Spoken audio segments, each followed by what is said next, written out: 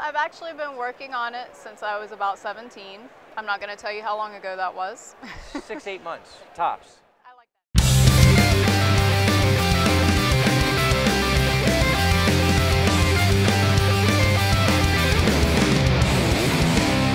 Hello, World Wide Web. Welcome back to the Hangin' With Web Show. I'm GW Pomichter. Thank you so much for logging on and tuning in.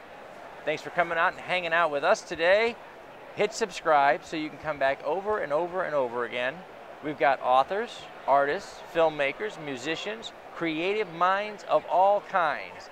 We're at Comic-Con Revolution in West Palm Beach, Florida, and we're hanging right now with author Sarah Selene. Sarah, thanks for coming over and hanging with us. Thank you for having me. All right, so tell us about Bloodlands.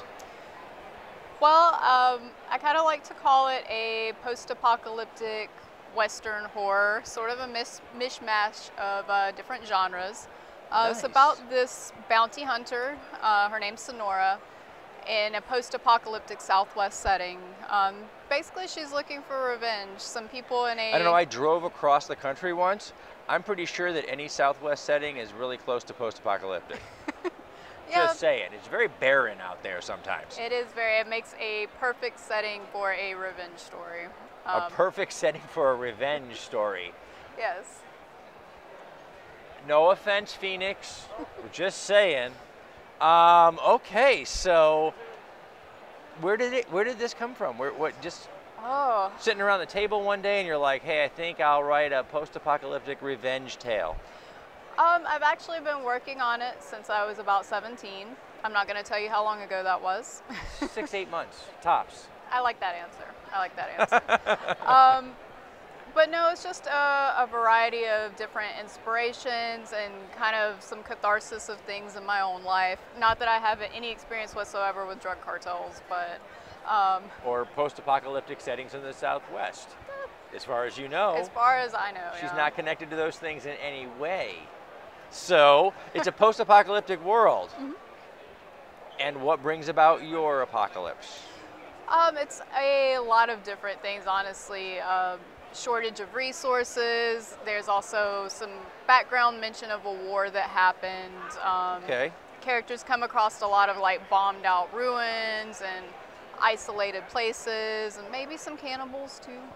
Just a few. Just a few. For good measure. For good measure. What's a post-apocalyptic world if there's no cannibals? Exactly. Every neighborhood knows that one guy. Just saying. Just that guy looking for an excuse. Yeah, right? he's waiting. He's like, as soon as whatever she had happens, bam, it's on. So your main character is a bounty hunter. Mm-hmm. Where did you draw your inspiration for the character, and that, was it from was it grounded in more modern research, or was it grounded in kind of the Old West bounty hunters, or where did you draw her from? Definitely more like an Old West type of bounty hunter. Uh-huh. This being a post-apocalyptic realm, there aren't really a whole lot of laws to abide by. There are some, but like don't eat people. It's always a good one. It's a good law to have. I mean, that should be like the first law, like right? the first one. Don't eat your neighbor. Thou shalt not eat your neighbor. Right. Okay. Well, we're making up rules. We might as well make up a good one. What drove you to want to tell this story? What was in here that when you were sitting there and you're, like you said, you've been working on it for a long time. Mm-hmm. So you're sitting there, and was there a moment when a scene that you saw, or a chapter, or a character interaction where you went, this is something. This is a story that needs to be told. Well, as I said, since I've been working on it for so long, honestly, I've rewritten it and tried it different ways, and kind of just came back to it randomly and was like, this connects to me, and I don't know if I'm going to finish it, but I'm going to keep running with it, and it ended up just kind of dragging me right along. So this happens if you build a good world in your story. Sooner or later, your characters and the inhabitants of that world, they kind of take over a tiny corner of your mind. So all you have to do is sit there and watch what they're doing, and then write it down, which is the hard part. That's the hard part. That's the hard part. Is this? Now, do you have any kind of writing rituals? Things that music in the background, a favorite room in the house, someplace that you write? I've kind of had to adapt to writing in whatever place I can. But yeah, I do like to put on my big headphones, blast some music. Keep them away. Yeah, it's that kind world, of yeah. creating your own little space. Yeah. Nice. Very, very cool. Now you had said that a lot of your writing was a kind of a catharsis for just dealing with life and the things that come at you. Do you have any characters in your book that you particularly empathize with? I mean, I wish I were as awesome, strong, and dangerous as like my main character is, but really there are a few different characters, and I think each of them carries some portion of me. Some little bit of you? Yeah. Yeah. And then, of course, they all carry that bit of you that admires that quality too, right? Right, but so also, your main character's got a lot of qualities that you're like, hey, if I could build me, that's what I would build. Yeah, Yeah. but also I wanted to show like the negative sides of those things. You know, she is a very like strong and action-oriented person. Sometimes that gets her into trouble. As it does. Right. Yes. So I really wanted to show the potential character flaws that those things can create as well. Now, how long has Bloodlands been out there? Oh, since 2017, October 2017. So. October 2017. And how has your writing and publishing experience been now? It's kind of a dream come true. I mean, it's on a very small scale, but I really never fully realized I would kind of follow this path until I just jumped in and went for it. So awesome. It's been very fun. What are readers saying? So far, readers are really loving it. They say it's great character development, storytelling. They really enjoy the prose, very descriptive. What is your favorite part of being a storyteller? That's hard. I guess that's a difficult question. Yes. There's yes, so is. many things about it. Like Barbara Walters, I'm trying to get in deep here. I guess it's really being able to self-reflect and kind of pull out little bits of my own psyche and explore as well, and then kind of offer that up to other people to enjoy and maybe self-reflect as well. No, that is fantastic. It really is.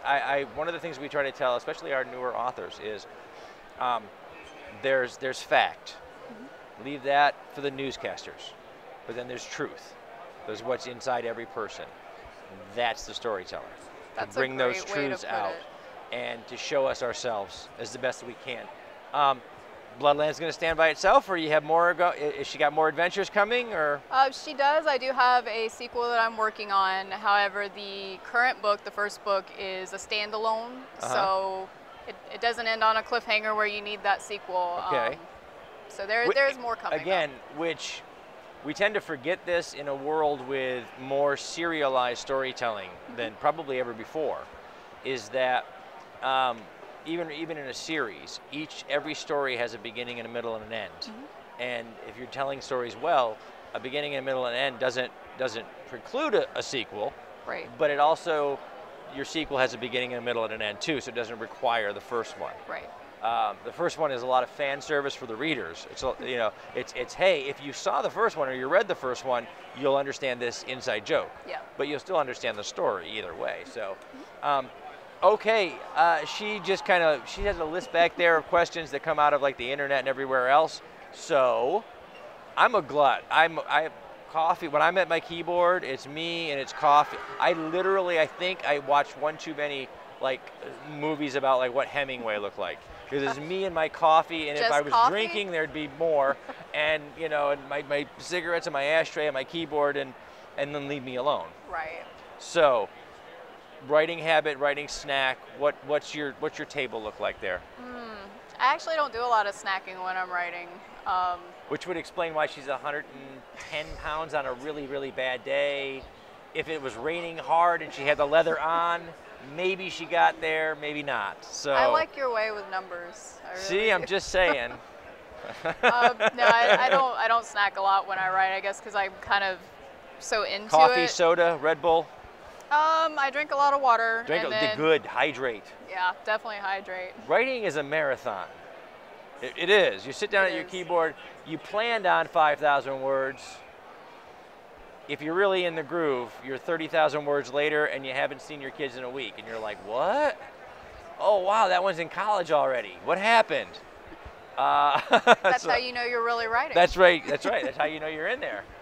Best moment from your readers and your interactions with readers now out there. I like that question. That's one of my favorites. There have been some really good ones. I'm from Panama City, Florida. Okay. Surprisingly large writing community, but I've done a couple of events there, and just having people come back and say, hey, you know, I picked up your book at this event and I really love this, and you know, they show up to other events that I'm at just to meet me and tell me how much they like the book again. That's, you know, it's nice to know that, oh, I touched somebody, I affected them. Oh, it is. If you're a creative artist, you have a fragile ego. When someone walks up to you and says, I liked your work, that's a week's paycheck right there. Yes. Yes, we did it. We touched somebody in some way. That's my shut up card. She's getting really rude with these cards. All right, we'll do that. We've been hanging out here with Sarah Selene. And before we wrap it up, we want to say thank you to our partners and our friends at Something Unique Magazine, Space Coast Comics, J. Bauer Art, Famous Faces and Funnies, Celestial Healings, Radio.com, Krypton Radio, Pound the Grape, and the great folks over at Foxwood Wine Company. Thank you guys so much for your support and for sharing these videos on the World Wide Web. We hope that you will share this video and share this great author with your friends all over the World Wide Web. Get to know Sarah Selene, buy a book. Get to know, buy a book. Or buy a book and get to know. We really don't care what order it goes in. Either way is good, right? So do that. Remember, everybody, stay tuned in, stay logged on, and see who we're hanging with next. Thank you. Thank you very much.